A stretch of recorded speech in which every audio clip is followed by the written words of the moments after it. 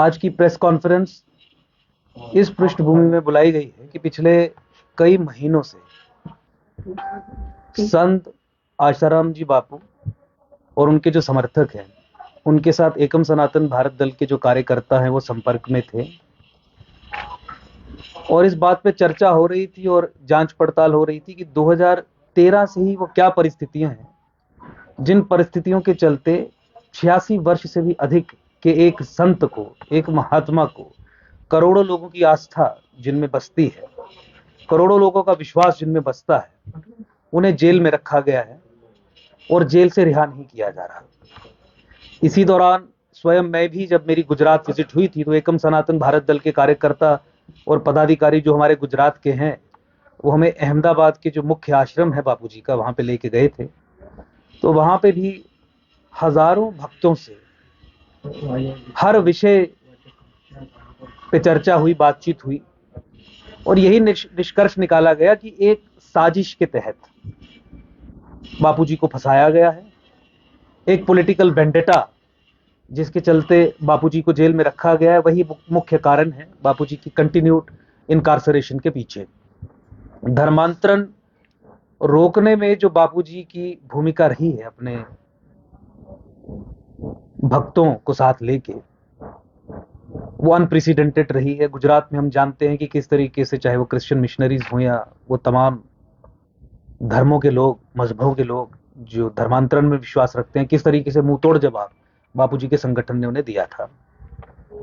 तो चूंकि मामला कानूनी भी है और अपील में भी है, तो कानूनी पहलुओं की अधिक बात ना करते हुए मैं एक राजनीतिक षड्यंत्र जो इसके पीछे था उस पर थोड़ा प्रकाश डालना चाहूंगा। सनातन संस्कृति, सभ्यता और धर्म पे प्रहार करने का एक सीधा सीधा तरीका है कि उन लोगों पे भी प्रहार किया जाए जो सनातन संस्कृति, सभ्यता और धर्म के सशक्तिकरण हेतु कार्यरत हैं। और हमारी पूरी इस इंक्वायरी में, इस पूरे प्रोसेस में हम इसी कंक्लूजन पे पहुंचे कि संत आसाराम जी बापू एक बहुत बड़े षड्यंत्र के शिकार हुए हैं। हमें यह भी बताया गया कि किस तरीके से उनके ही संस्थानों में इंडिविजुअल्स को प्लांट करके उनकी लगातार इनकार्सरेशन को फैसिलिटेट और बढ़ाया जा रहा है। इस षड्यंत्र से भी हम भलीभांति परिचित हैं। आज बापूजी के जम्मू कश्मीर के जितने भी भक्त हैं, अनन्य भक्त हैं, जो शुरू से ही उनके साथ चले, वो आज हमारे साथ हैं। और आज हमने मिलके ये एक तरीके की ज्वाइंट प्रेस कॉन्फ्रेंस करने का निर्णय लिया ताकि हम बापूजी के तमाम भक्त जो पूरे भारतवर्ष में और विदेश में भी हैं, उन्हें आश्वस्त कर सकें कि हम, हमारी पार्टी, हमारा एक एक पदाधिकारी और एक एक कार्यकर्ता बापूजी के समर्थन में और आपके साथ खड़ा है इस दुख की घड़ी में। हर वो संभव प्रयास, जिस प्रयास से बापूजी को जेल से बाहर निकलवाया जा सके, वो हम करेंगे। बापूजी के कुछ अधूरे काम जैसे धर्मांतरण को रोकना, इन भक्तों के साथ मिलके हम उस प्रोसेस को आगे बढ़ाएंगे ताकि जिस कारण से बापूजी के खिलाफ ये षड्यंत्र रचा गया, उस चीज में जो एनिमीज हैं सनातन के, उन्हें सफलता ना मिले, अधिक देर तक वो खुश ना हो। तो इसी पृष्ठभूमि में लगातार हमारे ऑफिस में, यहाँ पे भी, दिल्ली में भी और जहां जहां हम जाते हैं, पूरे देश में भ्रमण होता है क्योंकि एकम सनातन भारत दल पूरे देश में अब स्थापित हो चुका है। तो उनके भक्त मिलते हैं और लगातार हमारी चर्चाएं होती हैं। तो आज प्रेस के माध्यम से आधिकारिक तौर पे हम पूरे तरीके से, पूर्णतः अपना समर्थन इन्हें एक्सटेंड करते हैं। कानूनी लड़ाई हो, राजनीतिक तरीके से मामले को लड़ने की जरूरत हो, हर तरीके से हम इनके साथ खड़े रहेंगे।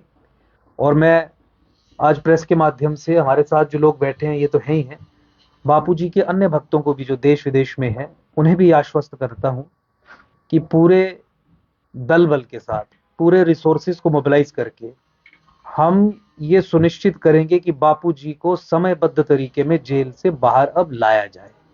षड्यंत्र बहुत हो गया, सेलेक्टिव टारगेटिंग बहुत हो गई, झूठे आरोप प्रत्यारोप बहुत हो गए, कानूनी प्रक्रिया बहुत लंबी खिंच गई।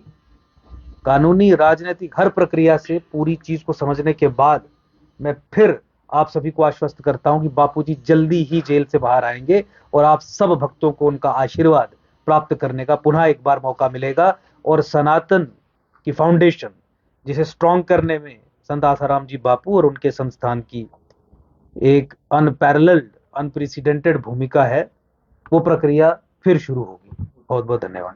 आपको जी क्या लगता है आपको कि जिस तरीके के आरोप और एफआईआर जो दर्ज हुई थी तब की बात करेंगे, तो क्या लगता है कि वो झूठी एफआईआर है जो लड़की के बयान हुए थे महिला के, वो भी आपको क्या लगता है कि वो बयान उनके सही नहीं है? देखिए, हमारे